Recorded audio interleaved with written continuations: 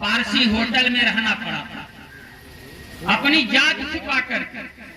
और जब पारसी होटल वाले को पता लग गया कि हमारे होटल में रुका हुआ व्यक्ति महाराष्ट्र का महार है, अछूत है, तो पारसी जिसको जाना है धीरे से उठकर चला जाए और हल्ला गुल्ला करता आप लोग जाता डंका बजावत जाते, ठीक ना लगता।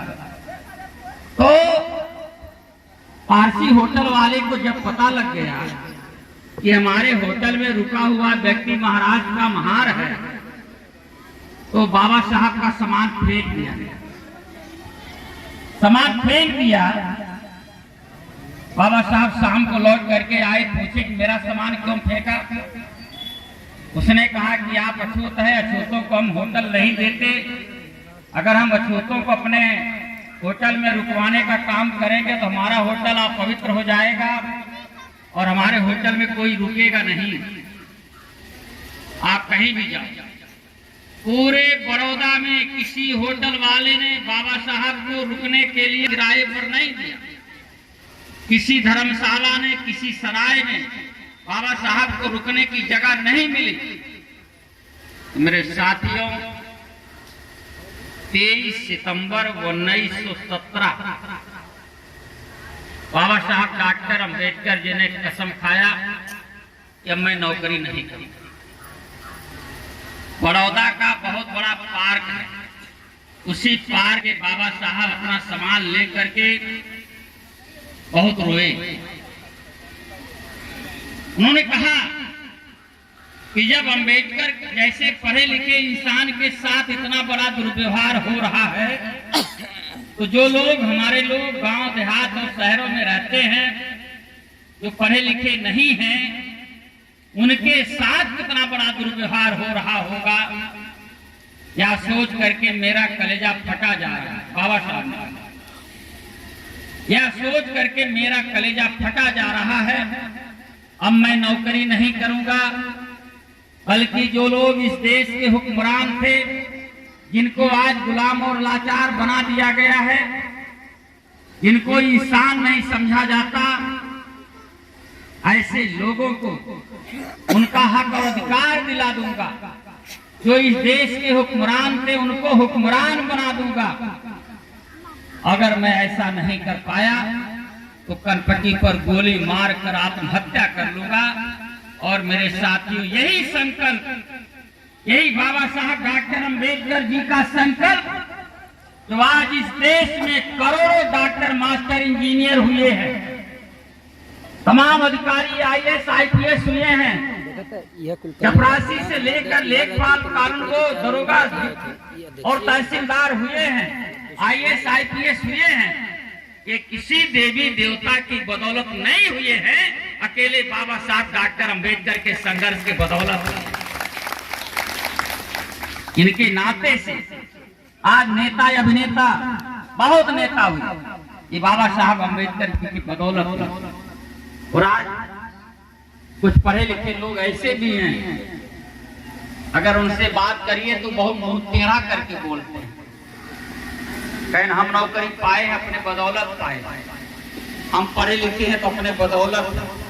तो उनसे प्रश्न करिएगा कि तुम्हारे दादा क्यों नहीं नौकरी पाए, तुम्हारे बाबा क्यों नौकरी नहीं पाए, तुम्हारे परदादा क्यों नहीं पढ़ पाए। प्रश्न उठता है ना। अगर आज वो नौकरी पा गए तो उनके बाप को भी नौकरी पा जाना चाहिए था, उनके बाबा को भी नौकरी मिल जाना चाहिए था, लेकिन नहीं मेरे साथियों। ये आज जो नौकरी पाए हैं तो बाबा साहब डॉक्टर अंबेडकर जी के नाते से, संविधान के नाते से पाए। लेकिन वो एहसान फरामोश लोग हैं। बाबा साहब डॉक्टर अंबेडकर जी मार्च 1956 में आगरा के लाल किला के मैदान में बड़ी सभा में रोए थे, रो रो करके भाषण दिया था। बाबा साहब रोए थे। उन्होंने कहा था पढ़े लिखे लोगों ने मुझे धोखा दिया। वो इसीलिए कि जब नौकरी मांगना होता था तो बाबा साहब के घर पहुंच जाते थे। बाबा साहब की इतनी बड़ी हैसियत थी कि जिसे भी फोन कर देते थे इनकार नहीं करता तो नौकरी मिल जाती। बाबा साहब जानते थे इनको नौकरी मिल रही है तो ये पढ़ लिख रहे हैं, अच्छी जिंदगी जी रहे हैं, नौकरी कर रहे हैं, तो मिशन और मूवमेंट के लिए भी काम करेंगे। पे बैक टू सोसाइटी, जो पिछड़ा हुआ समाज है उसके लिए आर्थिक रूप से सहयोग करेंगे। लेकिन नहीं, पढ़ लिख करके नौकरी पा गए, अपने टीवी में अपने बीवी में मस्त है, समाज भार में जाए उनसे कोई मतलब नहीं। और जो हम सब लोग संघर्ष कर रहे हैं, हम लोग उनके हिस्से का भी संघर्ष कर रहे हैं जो आपके विरोधी है, जो आपके मिशन मूवमेंट को नहीं जान रहे हैं, उनके भी हिस्से का संघर्ष बहुजन समाज पार्टी कर रहे हैं। क्योंकि जो जितने समझदार होगा उतने ज्यादा उसे संघर्ष करना पड़ेगा। और मेरे साथियों, समाज बनाने की परिकल्पना बाबा साहब डॉक्टर अंबेडकर जी ने तमाम दलितों और पिछड़ों को एक बार 48 में बाबा साहब अंबेडकर जी लखनऊ आए थे। वहां पिछड़े वर्ग के लोग और शेड्यूल कास्ट के लोग इकट्ठा हुए थे। श्री गोविंद वल्लभ पंत जी मुख्यमंत्री थे, बाबा साहब डॉक्टर अंबेडकर जी भारत सरकार में कानून मंत्री थे। बाबा साहब लखनऊ आए थे। बाबा साहब ने दलितों और पिछड़ों को कहा था कि हम नहीं चाहते कि ये दलित और पिछड़ी जातियां आपस में रोटी बेटी का संबंध स्थापित करें, हम नहीं चाहते, लेकिन इनका हक मारा गया है। दोनों के साथ समान रूप से अन्याय अत्याचार हुआ है। इनको अपने हक और अधिकार के लिए एक प्लेटफॉर्म पर आना होगा। ये बाबा साहब ने बड़ा बवाल हुआ था। बाद में बाबा साहब कुछ और बोल दिए थे, ये चीज और कह दिए थे, अब कह देता हूं। बाबा साहब ने कहा था जिस दिन ये दलित और पिछड़ी जातियां एक प्लेटफॉर्म पर आ गई, गोविंद वल्लभ पंत मुख्यमंत्री भी बैठे थे बगल में, उन्होंने कहा जिस दिन दलित और पिछड़ी जातियां एक मंच पर आ गई तो गोविंद वल्लभ पंत जैसा पंडित तुम्हारे जूते का फीता खोलने में गौरव महसूस करेगा। इतना बोला। हम तो आधे बतावे चाहते, लेकिन हम देखते रहे दूसर की लैनिया में बड़ा ताकत है, बड़ा बवाल हुआ। गोविंद वल्लभ पंत ने प्रधानमंत्री से शिकायत की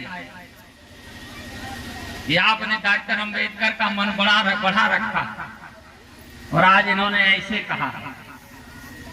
कहें तो मुझे भी मेरी हिम्मत नहीं है कि मैं डॉक्टर अंबेडकर को कुछ कह पाऊंगा, उनको हम कुछ नहीं कह सकते, उनकी भी हिम्मत नहीं थी बाबा साहब का। एक बार पार्लियामेंट में बाबा साहब कार्रवाई शुरू होने से पहले पहुंच गए। बाबा साहब बैठ करके किताबें पढ़ रहे थे क्योंकि उनको बोलना था। पंडित जवाहरलाल नेहरू जो पीछे से आए तो उन्होंने क्या किया, पंडित जवाहरलाल नेहरू ने अपनी टोपी उतार के धीरे से बाबा साहब के सिर पर रख दिया। जब सिर पे रख दिया, लेकिन बाबा साहब पढ़ने में ध्यान मग्न थे, उनको पता नहीं चला, तो बगल वाले एक सांसद ने बाबा साहब से कहा कि पंडित जी आ गए। और पंडित जी बाबा साहब पीछे देखे, प्रधानमंत्री खड़े, उन्होंने कहा कि आपके सिर पे अपनी टोपी रख दिया। फिर जब उन्होंने देखा तो टोपी हमारे सर पे उठाया, प्रधानमंत्री को थमा दिया। लेकिन प्रधानमंत्री ने कहा पॉलिटिक्स इज ए गेम, राजनीति एक खेल है। बाबा साहब उनकी टोपी उनके सर पे रखते हुए कहा politics is a game for you but politics is a mission for me. हमारे लिए पॉलिटिक्स एक मिशन है, हम उस उद्देश्य को लेकर के आगे बढ़ रहे हैं। तो बाबा साहब बहुत बेबाक बोलते, चाहे पंडित जी हो चाहे दूसरा कोई कैबिनेट का मेंबर हो, बाबा साहब बहुत साफ साफ बोल देते। तो मेरे साथियों, पूरी जिंदगी बाबा साहब डॉक्टर अंबेडकर जी ने समाज बनाने की बात की। एक बार की घटना है, 1927 में बाबा साहब के अथक प्रयास से अंग्रेजों की लिखा पढ़ी करने के बाद अंग्रेज जांच करने आए बाबा साहब की दरखास्त पर। उसमें बाबा साहब ने जिक्र किया था कि इस देश में तमाम ऐसे लोग हैं जो गुलामों के गुलाम हैं, दोहरी गुलामी में जीवन यापन करने के लिए मजबूर है। अंग्रेज ने भारत को गुलाम बनाया और भारत के अंदर जो गुलाम हुए उनके भी गुलाम हमारे समाज के लोग हैं। हम दोहरी गुलामी में जीते हैं। हमें स्कूल में जाने की इजाजत नहीं है, हमें मंदिर में जाने की इजाजत नहीं है, हमें तालाब पोखरे में पानी पीने की इजाजत नहीं है। हमारे साथ अन्याय होता है, हमारे साथ दोहरा व्यवहार होता है, हमारे लोगों के साथ जानवरों जैसा व्यवहार किया जाता है। इसकी आपको जांच करानी चाहिए और हमारे देश में तमाम ऐसे लोग हैं, जांच करा करके उनको हक और अधिकार मिलना चाहिए। अब अंग्रेजों ने कमीशन भेजा भारत में। भारत में कमीशन आया, लाहौर में पहली बार पहुंचा। आपको इतिहास में आपने पढ़ा होगा, लाहौर में साइमन के खिलाफ, उस कमीशन के खिलाफ लाहौर में बहुत बड़ा बवाल हुआ, क्योंकि कांग्रेस के लोगों ने विरोध किया था साइमन का। महात्मा गांधी ने विरोध किया था, लाला लाजपत राय को जिम्मेदारी दी गई थी, आप विरोध करेंगे लाहौर के अंदर। लाला लाजपत राय ने साइमन का विरोध किया था। Simon go back. साइमन ने कहा था फर्स्ट कम फर्स्ट गो, जो पहले आया है पहले वो जाए, हम तो बाद में आए, हम तो बाद में जाए। अंग्रेजों को आए 200 साल हुआ था, आर्यों को आए हुए 400,000 साल हुआ था। तो फर्स्ट कम, जो पहले आया है पहले वो जाएगा, हम तो बाद में आए, हम बाद में जाएंगे। तो कुल मिलाकर के मेरे साथियों, अंग्रेजों की फोर्स ने लाठीचार्ज किया था। लाला लाजपत राय उसमें घायल हुए थे और मारे गए। लास्ट में उनकी आध हफ्ते के बाद ही उनकी मृत्यु हो गई थी। तो हम काहे यार जबरदस्ती कर रहे हो?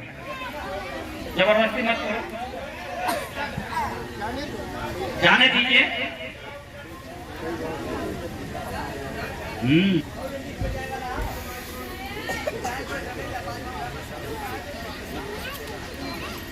तो आप समझिए, तो लाला लाजपत राय अनुसूचित जाति, जनजाति, पिछड़ी जाति को हक अधिकार ना मिले, इसके लिए वो मर गया। इसके लिए लाजपत राय जान दे दिया। इन शूद्रों को हक अधिकार नहीं मिलना चाहिए, इसके लिए वो लाठी डंडा खाया और मर गया। कांग्रेस नहीं चाहती थी कि यहाँ की जांच हो, लेकिन जांच हुआ। सर छोटू राम पंजाब के रहने वाले, उन्होंने समर्थन किया था। फिर एसडी चौरसिया लखनऊ के वकील साहब, उन्होंने साइमन का समर्थन किया था और बाबा साहब डॉक्टर अंबेडकर जी ने साइमन का समर्थन किया था।